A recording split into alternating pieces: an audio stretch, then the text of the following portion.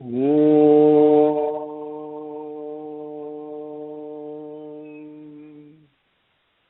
Gurubhyo Namaha Harihi Om Sumutascha Yekadantascha Kapilo Kajakarnakaha Lambodharascha Vikato Vignarajo Vinayakaha Dhumaketurganadhyakshaha Palachandro Gajananaha Vakratundaha Suprakarno Herambaha Skandapurvajaha Shuklambaradharam Vishnum Pasivarnam Chaturbhujam Prasannavadanam Dhyaye Sarva Vignopasantaye Yasyat Viradavakradhya Parishadhya Parastatam Vignam Nigdhanti Satatam Vishwaksenam Tamasraye Guru Brahma Guru Vishnu Guru Devo Maheshwaraha Guru Sakshat Parabrahma Tasmai Sri Gurave Namaha Satchidananda Rupaya Krishnaya Aklishtakarine Namo Vedanta Vedhyaya Gurave Buddhisakshine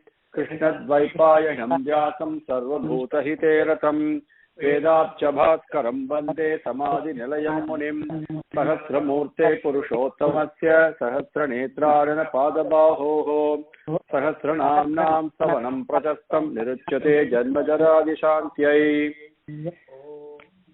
Shanti Shanti Shanti Om Aushadham Jakadastetur Satya Dharma Parakramaha. I think we have come up to that point. Bhuta Bhavya Bhavannata Pavana Pavano Nalaha. Bhuta Bhavya Bhavannata Pavana Pavano Nalaha. Now Bhuta Bhavya Bhavannataha. Bhuta Bhavya Bhavannataha. Bhutam Bhavyam Bhavat. Bhutam, whatever has been in the past. Bhavyam, whatever is going to come in the present. Bhavaha, Bhavat, whatever is happening in the present moment. So who is the Natha for the Pati for all that? That is Bhagavan. And not only is he the master, not only is he the Iswara, the ruler for the past, present, future, but he is also the one whom we all pray to, both in the past, the present, as well as the future. So he is the one. And both the past, the present, and the future, he is also the one who is purifying us all the time. Purifying means, purification means tapam. Tapam means, Agni, fire, right? However painful it may be, it is a purification process, isn't it? So that tapam, one who is present in the form of the tapam, the purification in both past, in all the three columns, past, present, and future. So all these are included in the way Sankara, and he says, who not only is purification, creating the tapam, what we call a suffering, right? But he is also the one who is giving us anugraham, both the past, present, and the future. So all of this, he does. Bhuta Bhavya Bhavan Nataha. Okay? Now, Bhuta Bhavya Bhavan Nata Pavana Pavano Nalaha. Pavano Nalaha. Okay, Pavanaha. Pavanam, as you all know. Now, when we talk about Bhagavan, is the one who's giving us tapam, which is really a burning off all our impurities. That is what tapam is. The pain is nothing but burning off whatever the impurities and the debts that we owe, right? And so in that process, the purification takes place. But to purify, you must have the purification quality. Unless Bhagavan, that quality, that aspect of Bhagavan that purifies, because he is purity itself, pavitram itself, right? So contact with Bhagavan immediately purifies everything. That is Pavanaha. Okay, from there comes the Pavana Sutta for Viga for Hanuman, because air has got that quality of purifying thing. Time has got, if you look at everything in nature has got that purification quality, the aspect of it. That is Bhagavan. Pavanaha. Bhuta Bhavya Bhavannata Pavana Pavano Nalaha. Now, we talked about air.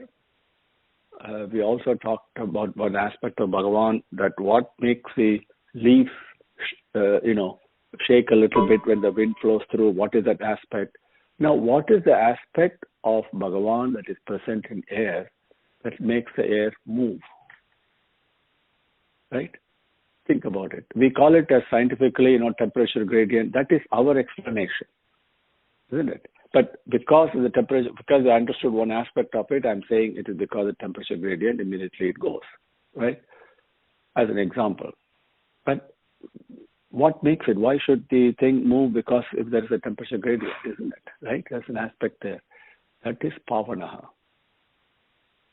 Okay? Imagine if the air does not move and does not blow, how will the world be, right? So that's how Bhagavan not only purifying us, but also is protecting us, taking care of us, nourishing us, right? That is pavanaha. Bhuta bhavya bhavannata pavanaha. Analaha. Analaha is an incredibly beautiful. Bhagavan's names, all Bhagavan's names are incredibly beautiful, but this one is incredible. I mean, this name. Analaha, we mean immediately fire. Okay, that is the way we think. But no, that is not what it means. Fire, but why does it mean fire? That's what we have to think, right? Now, there is a quality of Bhagavan when you listen to Bhagavatam, when they listen to stories and glories of Bhagavan, and it is not only attractive, it is not only mesmerizing, but you want more and more of it. It doesn't matter how much you have, it is still not enough. You want more. What is that aspect? That aspect is present in fire, in Agni. However much you feed, it will still take. Isn't it? Because Agni has that quality, that amsam of Bhagavan, which is insatiable. The Madhuram, that aspect, everything else you can see in the creation has got a saturation limit, isn't it? Except the universe is expanding, that we talked earlier, because that's the nature of prema. Prema is to expand only. But this aspect of never satisfied, I want more, I want more, I want more. That aspect of Bhagavan is analaha, right? Now, you can say the same aspect is present in desire also. Yes. We call it greed. Now, we know greed is not good, okay? And desire is not good, is what we think. No, actually not true. If I desire Bhagavan, and then if I am greedy about Bhagavan, that is perfectly okay. So, same way anger. See, we call it as Arishta Vargas, or 6 enemies, but all those are actually could be our friends. Kamam, we say, because we desire the wrong things, right? But if I desire Bhagavan, that becomes beautiful. If we say greed, so it becomes more and more. I want Bhagavan more and more. That is good. Anger, so I'm angry at myself. So still I've not got it yet. I want to go there. That kind of a thing is actually good. So the Arishta Vargas, because in Bhagavan's creation, there is nothing that is really not beneficial. Everything is only taking us towards the lotus feet only. So that aspect of the insatiability, I want more and more and more. What does it mean, Swami? Because Bhagavan's nature is such that he is not satisfied. Whatever you ask, he gives. And he still gives you more and more and more. Have you ever thought of it? What is that aspect? You ask 100,000 things. Even a child comes and asks you so many things, you will give only so much. After a while, you'll get tired. Right? He says, go, don't bother me, we say. A teacher, however good a teacher may be, if a dumb student is there, what we call as a dumb student, who's slow because he's not paying attention, or he or she is not paying attention, or whatever, how much is our patience? How long will you keep on teaching the same message? That the limitless giving, that limitlessness, whatever the bhaktas want, and still Bhagavan is not satisfied in giving. He wants to give you more. The same way he did for Dhruva, right? Because he wants to give only more and more. That aspect. So the insatiability is a wrong aspect. That's one way you can say from a receiving end, but from a giving end, it's limitless. That aspect is analaha. So that's the way we have to look at analaha. Because Agni has got one aspect that manifests in Agni, the insatiable appetite, so to speak, then we call fire is called analaha. Now, the analaha also means Sankara Bhattar's Bhashyam that I'm sharing with you now. Analaha also means we call ourselves Jivatma and Paramatma. The moment I say that, my mind takes that, my intellect goes with it, I separate myself. That's where the problem comes. Okay? And the Atma is present as Jivan. The Atma is also present as Paramam. Same entity, but we look at it very differently. So that's our problem. But how beautiful everything in creation is. Isn't it? Anything you look at is as a Jivatma is there.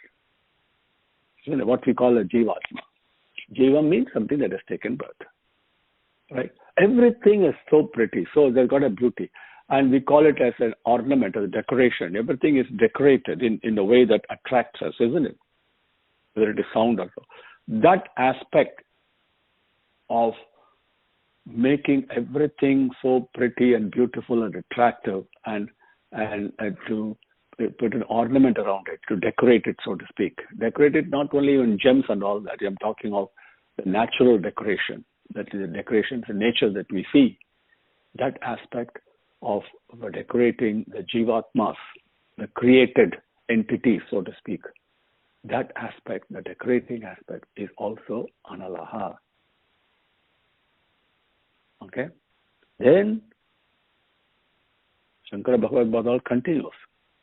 The aspect of Swami that takes everything back into himself. Right? Not only that we call it as samharam, so many other words. Samharam, we talked about it. Haram means only garland, right? Now, the another thing is, everything is in the creation, including whatever our mind imagines. So many things it imagines. But everything is actually mesmerizing and attracting me and taking me into it. Not only don't take me the physical body disappearing. That is only one form. Pralayam is only that physical thing that is one form. But even while we live, we are all being gravitating towards that thing, isn't it? Without realizing.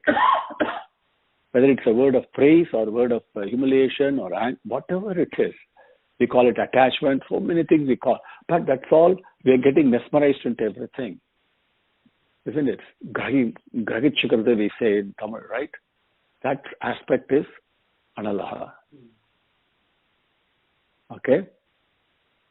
Now, when analaha, we say nalam.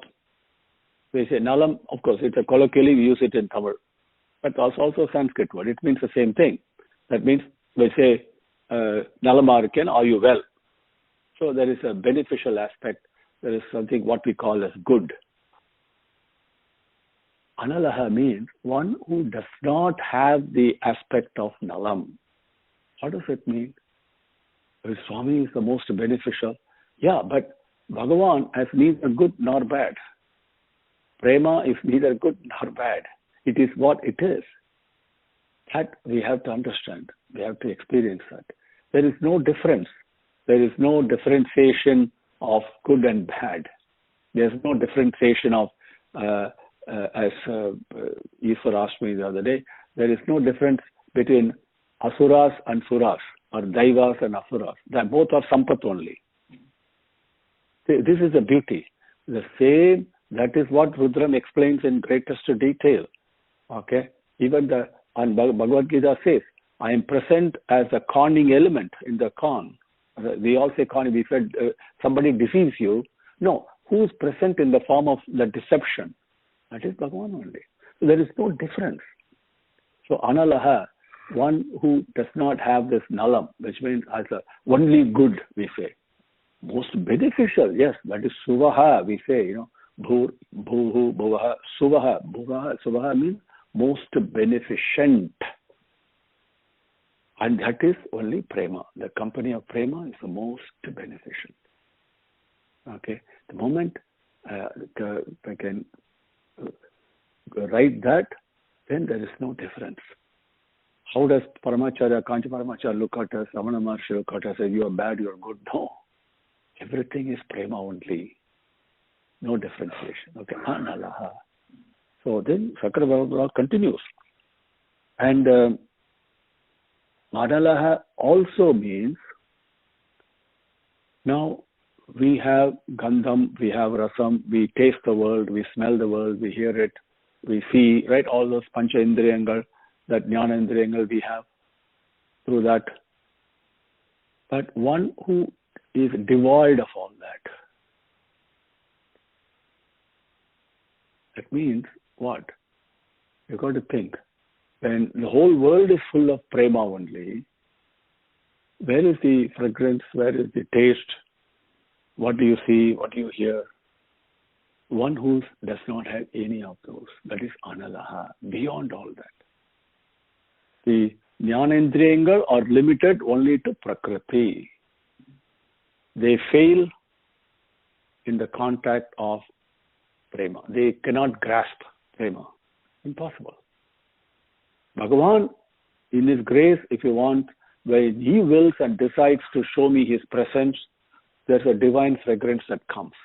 Because I can cognize only through my senses, not through my heart, yet. Once Hridayam comes into play, these things become irrelevant, isn't it? So that is one. Then, I told you about one who is never says it's enough. Okay? Because Bhagavan gives and gives and gives, limitless. I mean, it's like, when we talk about Akshaya Patram, I was thinking of, immediately we think of Draupadi, we think of, the moment somebody says Akshaya Patram, our mind goes to that story automatically. Isn't it? But that Akshaya Patram is us, is you and me. Every one of us is an Akshaya Patram. Really, when you look at it. Because that limitless Akshaya, that Prema is within us, and I am the Patram, the container for it. So it is not something that Draupadi cooked and then washed, and then there was a speck of spinach, sticking to it. No, it is not like that. It is Akshaya Patram is for each one of us. So the meaning of that is what, when the Surya Bhagavan blessed her, yes, she had a vessel to cook, but that Akshaya, that Prema was limitless Prema manifested, and that can do anything. Oh man, it's incredible what you can create, it can destroy, it can change. The Prema is incredible. So then limitless thing comes. Actually, that happens. Even in our limited life, in my own limited way, I've experienced it so many times. When people come and all of a sudden, when you go to service or whatever, different occasions, when you think you have not made enough food and the more people seem to come. And I say this all the time, don't put your mind to work. Mind says, oh, there's not enough food. Then there will not be enough food. But go into the heart instead. Swami, you take care. Guaranteed there will be enough food for everybody. I'm not joking. It's happened so many times to me on the streets of Dallas. Incredible. There will be enough. Always. That thing has got that manifests itself like that. So that thing of not giving more and more, the limitlessness, and not satisfied with giving all the fulfilling all the requests and desires of devotees and non-devotees also. That Bhagavan is never satisfied. He wants to give more and more and more. Because he says, I'll give you all the things you ask for. Because one day you will ask for what I have come to give. Right? Bhagavan.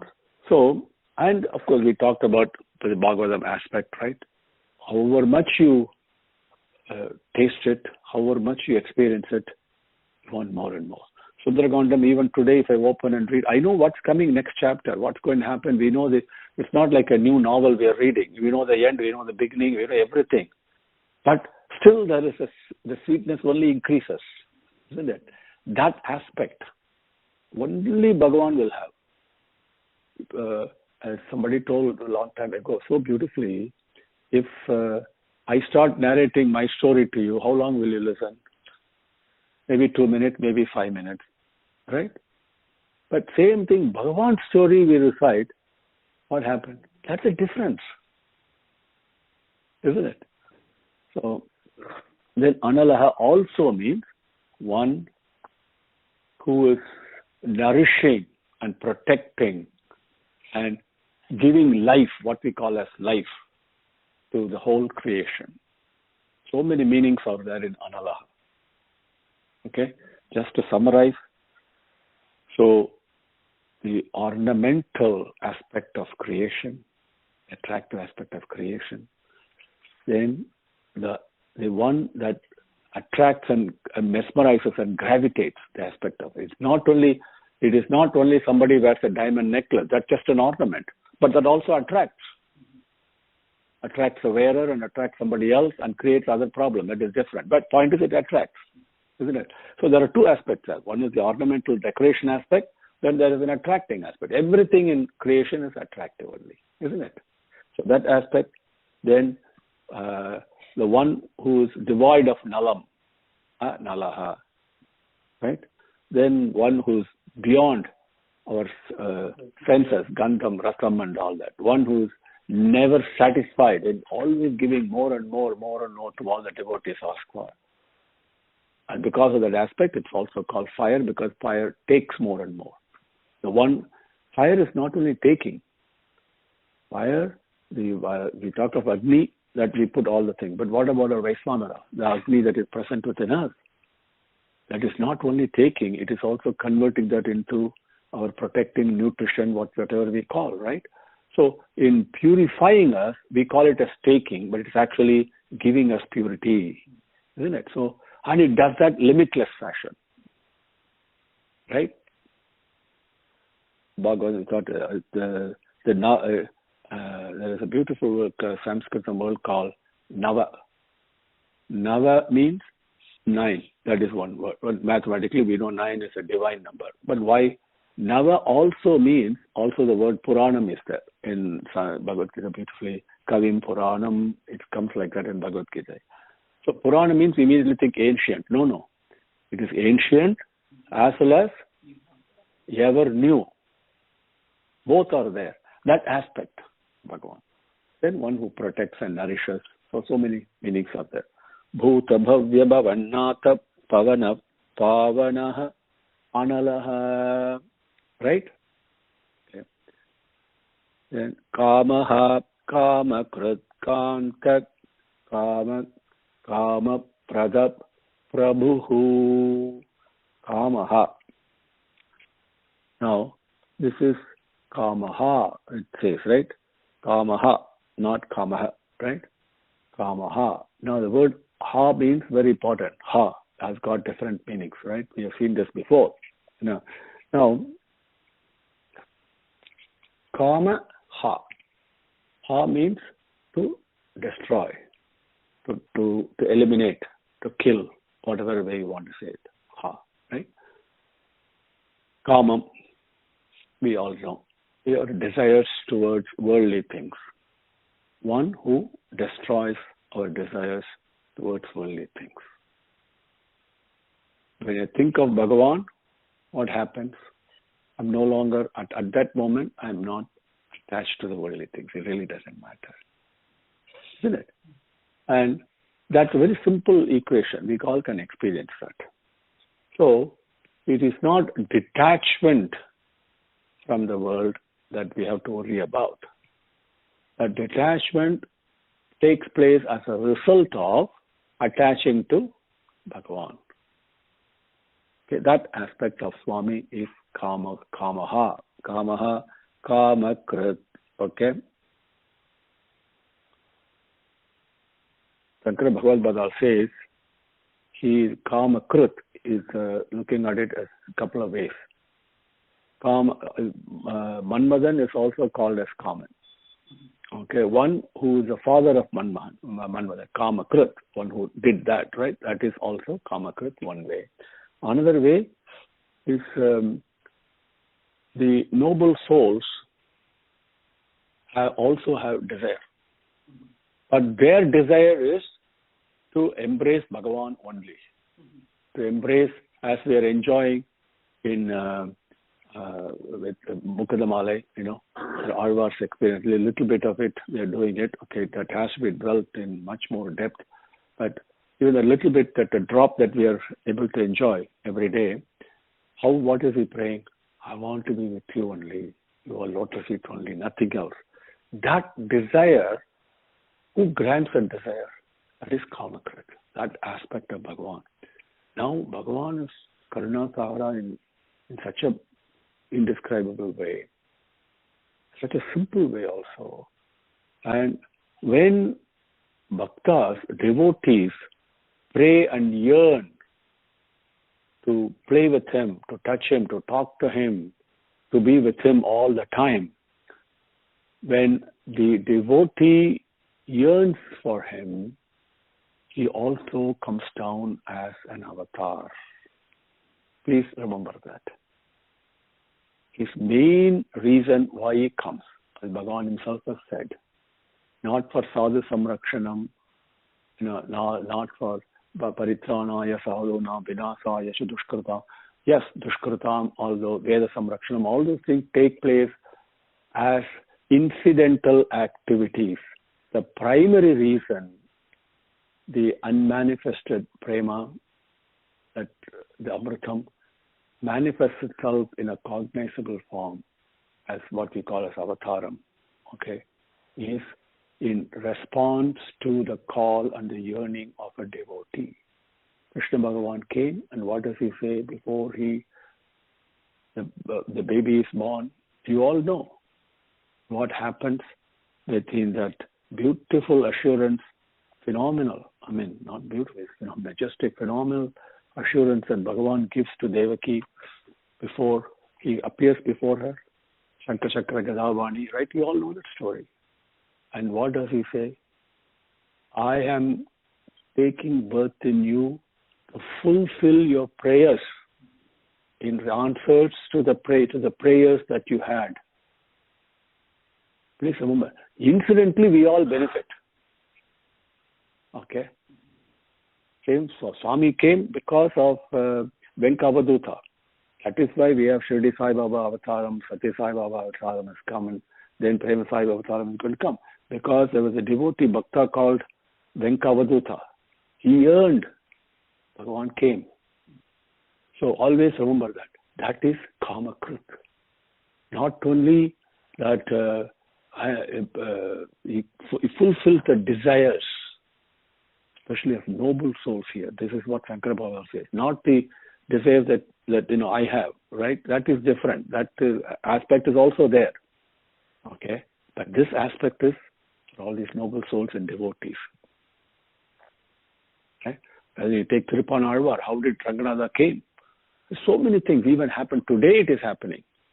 Okay? When the yearning comes, there is no difference. The scholar, poor, and ignoramus, none of those. The early yearning comes pure. Then he comes. Beautiful it is. It could be for a moment, it could be for a eon, it could be that is different. But Bhagavan comes, one thing, please remember, is Swami, with one action, so to speak, he accomplishes literally many, many things at the same time. Always remember that. It is not, we all do one action. No, Bhagavan is not like that. One action means there will be phenomenal amount of actions coming out of it, results coming out of it, simultaneously. Okay? So it is different. Kamakrit. Kantaha, as the name knows, one who is extremely beautiful. Beautiful not only physically. We all think beauty is physical. Okay? And the saying is in the eye of the beholder. It's not in the eye, it is in the mind. Isn't it? The mind is the one that sees, actually. The mind is beautiful, everything is beautiful. So Kantaha is the one who is not only physically extremely attractive, because there is some Madhurashtakam, you all must understand, that's very true. It is not just the finger is attractive or the fingernail is, everything is incredible, literally incredible. But there is something even beyond that. So not only it is so pleasing to the eye, as Bhagavan appeared to Prahlada, right? But also it is extremely attractive to the mind also. That is why you call Manoharam. But it is even more than that. It is attractive to the Hridayam, to the heart. And that is where whatever form that prema takes is so attractive. It's indescribably attractive. It is, and that is not a momentary thing. It is an enduring, permanent thing that says, I want more and more and more. And that is, again, something cannot be described. But that's what Kantaha means. That is what Rama was. That's what Krishna was. And that's what Narasimha was. Parasara, everybody you take, there is something that is, even we call it as Matsya Avataram, that was so attractive. Varaha Avataram. How many of us will go and look at a boar and say it is attractive? No, but Bhagavan is, there is an aspect of that love manifests in a way, whatever form it takes, it's Kantaha. Because it is Kantaha, it is also Analaha, that attracts you. That is that Ramyam aspect. And only Prema has it. Prema Eva. Okay? And you yourself can see, whoever we come across in life, whenever I'm able to share some love with somebody. I'm talking of not physical. That physical is not, that is tucham. Okay, I'm not talking about that. I'm talking about something beyond physical attraction, but the attraction itself. When you the selflessness aspect of it, we all experience it. Okay, trust me. None of us is bad. Okay, but when you really selfless, and this really does it as Bhagavan's instrument, there is a phenomenal beauty. Satyam Shivam Sundaram, as we say. So where there is truth, there is auspiciousness, Mangalam. And where there is Mangalam, there is beauty. That Kantam, that aspect. Okay? It's what Kantaha. Kamaha, Kama Krit Kantat, Kama Prada Prabhu. This is Kamaha. First one was Kamaha. Understand? This one is Kamaha. Kamaha. Now, if you were, imagine for a second that I'm Swami. I wish I could imagine that. That's what Bhagavan wants us to imagine. That is the meaning of Soham, actually. But mind plays or takes me away. But let's assume for a second. Actually, incidentally, one anecdote is that one person was saying, yes, I am Shiva, I am Shiva. Soham, I am Shiva, I am Shiva. Shivoham, Shivoham, Shivoham. Okay, very good. So Shiva was very happy, very good. So then who's Parvati? Oh, Parvati is my mother, Ambal. Bhattar. If you are Shiva, then Parvati is your wife. So that differentiation should not come. You understand? So it was the experience. So, but for a minute, if I could say I create everything, which is what I do. I'm actually creating it. Not Bhagavan is not sitting somewhere and Satyalokam creating it. I'm creating things. But if I create something, they have to survive. They have to live, isn't it? But how do you live? For that, you've got to have desires. Without desire, how can you live? What are the desires for? We call it as Purushartham. Big Purushartham, the four Purushartham we have, Bhagavan, the elders have identified, nicely structured and given us a nice pathway. Okay? Just imagine if I don't have any of these, as in our Sanatana Dharma, fortunately we've been exposed to it. But if we have not been exposed to it, you don't know what to do, then you can go into many, many ways. You go after money all the time for money's sake. So many other problems come, but there's no peace. You create problems for others. You create problems for yourself, right? But even among those civilizations which do not have this Purushartham concept, okay, of guidelines, there are people who are not satisfied. This is not right. I'm not peaceful. What is it I should do? They are inquiring, isn't it? So they come to India. Trust me. And they find they're more sincere inquirers, right? So there is something, a pull there. But our rishis have given us these nice guidelines out of tremendous compassion. So we have been taught, okay, from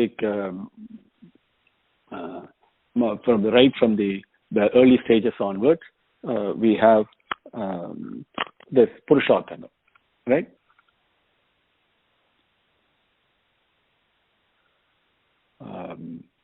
Dharmata Kama Moksham is what we say, right? So something gets into our mind. Then, at least intuitively or even without us knowing, there is a pull towards that, whether we realize it or not. Then, sooner or later, say, yeah, dharma, we have the desire to do dharma. Why? That is also common. We have the desire to earn wealth, right? Moksham, yes, I want to end this samsaram to end, whatever. So the common, that is what the aspect of divinity that is present. Not only it is kamakrit, okay, not only is kamaha, it is also kamam, right? But the desire, then he says, desire me, don't desire, as Swami says, desire the creator, not the created. So that aspect comes in later, right? But kamaha is present as that desire. So nothing wrong with desire. Please, everything is divinity only. If sincerely believe that and employ that, nothing wrong. And but if I desire the wrong things, then I get into trouble. Understand? If it desire the created, you get into trouble.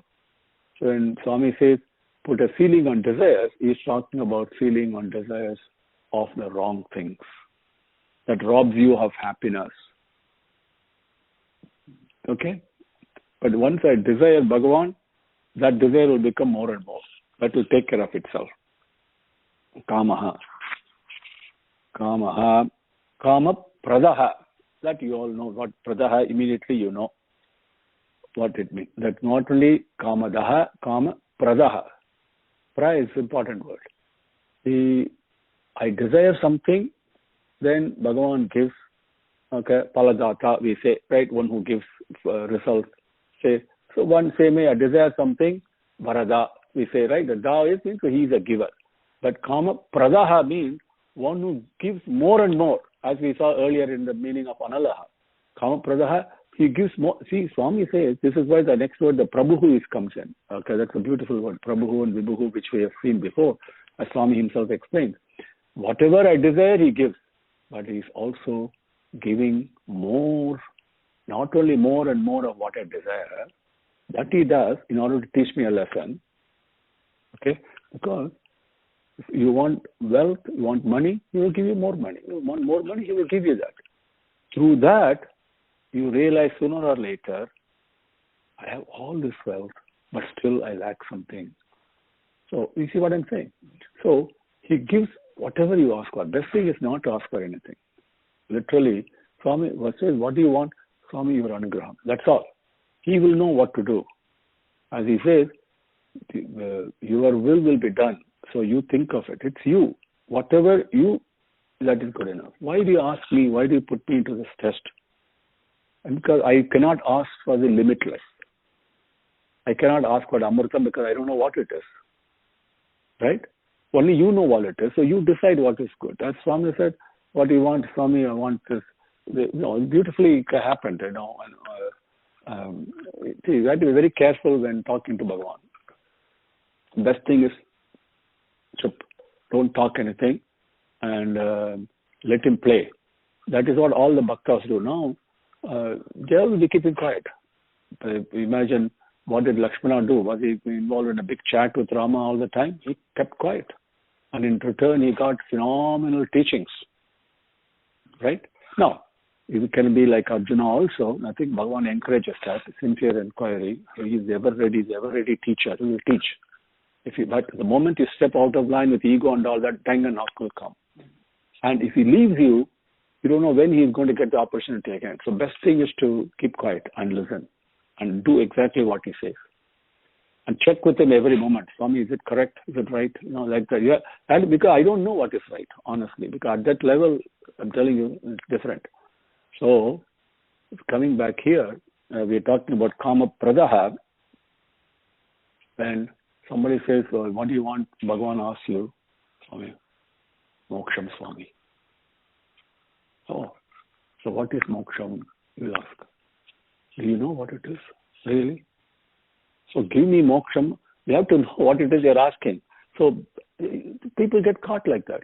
So, and once he beautifully said, we use the word, I think I may have shared this with you, the Bhagavan Avataram, in order to make us interact with him, he has to relate at our level. Isn't it? Otherwise, like Dakshinamurti, if you just keep quiet, there is no interaction. When we play with Krishna, it is very nice. Isn't it? So, you have to look at it that way too, right?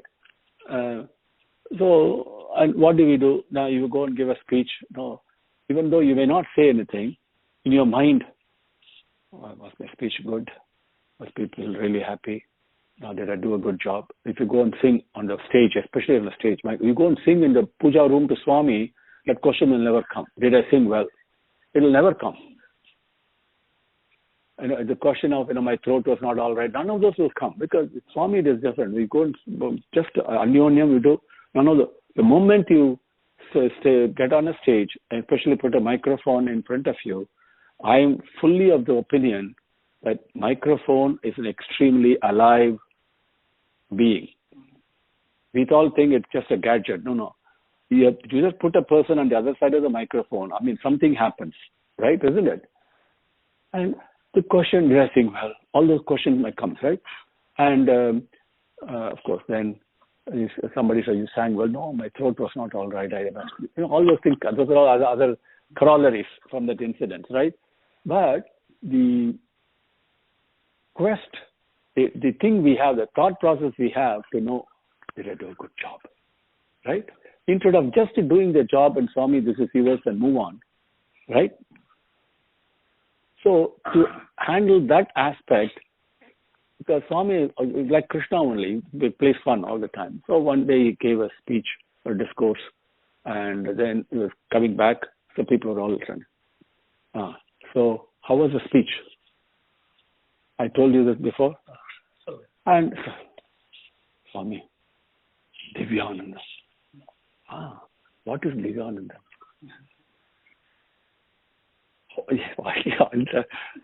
Paramananda Swami. What is Paramananda? What do you do? It happened to my father-in-law. Swami, Ananda Swami. So, what is Atmananda? Okay, chup, keep quiet. Today I'll talk about what Atmananda is. So we had to be this Kama Pradaha, one who gives all the desires more and more, limitless, that aspect. Okay? So that at some point I will desire the correct thing, which is not desire for anything, not even Bhagavan's lotus feet. You understand? Now, supremost desire that Bhagavan really likes. What is the desire he likes? He doesn't say, I want to be in the lotus feet. Yes, fine, he will grant all that. But what is it that really pleases him? You really look at it. Okay, there are a couple of things I'll quickly share with you on that. That Pradaha, the pra is so important, how gracious and compassionate he is. Okay. is what did Prahlada do? Did he want moksham? Did he want lotus feet? Nothing. He said, I want to remove the miseries and so many people are suffering. Okay, I'm not interested. All those sufferings must be eliminated. I want everybody to be happy, to be well. That is the one that really, really pleases Swami. That samasta lokaha sukhino bhavantu. Sarvabhuta hite rata. We saw about Vyasa, right? That aspect, that mental outlook, that heart outlook is what pleases Swami. Okay. That is what everything in the nature has got that, except us. Please remember that. Okay. So the moment I have that, automatically I have permanent residence at lotus feet. That takes place automatically as a result of that. So kama pradaha, please remember that. Pradaha. Okay. Kama pradaha. Then prabhuhu. Prabhuhu means one, of course we say Prabhu means a master, one who's most exalted position, who's a leader, who's a master, and also the grantor of all desires that you ask for. Okay. Then Bhagavan, because for our pleasure and our peace and our anandam, we ascribe different gunas to Bhagavan. Saulabhyam. See, he can easily approachable. Even of Krishna, even you think, you can immediately approach him. Even Arjuna says, I didn't know you were this. After saying the Viswarupam, I called you by so many small names. I said, oh, hey, my friend, hey, Sakha. He said, I called you as my friend. No, I played with you. I know I got angry at you. Oh, please forgive all that. But, no, the one who's Saulabhya, who's extremely approachable. Right? So, as we say in this management thing, there's a thing called PDC, power distance culture. Power distance culture means, and you see this in India very often. Go to see an IAS officer, there is always a power distance. You keep your like that. Not only the boss keeps a distance, the employee also keeps a distance. Oh, he's a high boss, sir. But if Bhagavan was like that, what happens to us? Bhagavan is the closest. There is no distance between me and Bhagavan. The PDC equal to 0. I'm telling you seriously. Okay, so that is, so we call it Saulabhyam. Then phenomenal generosity. See, when somebody is generous by nature, in our life we see people who are generous and people who are not, right? Different degrees. But you come across somebody who is generous, don't you feel happy? That aspect of that person, isn't it? That generosity, as Audharyam it is called. So the next one is, so qualities like that we ascribe to Bhagavan, they are, when we say Prabhu, those qualities, those gunangal that we ascribe are all there. You understand? The most exalted, but not somewhere up there. Most exalted, the most closest. And the most eager friend, the dependable friend, but also the most eager friend. That's what Swami says. Okay? Bhuta bhavya bhavannata pavana pavano nalaha kamaha kama kritkanta kama kama prada prabhuhu. Om Shri Gurubhyo Namaha Harihi Om Samasta Loka Sukhino Bhavantu Samasta Loka Sukhino Bhavantu Samasta Loka Sukhino Bhavantu. Om Shanti Shanti Shanti Harihi Om.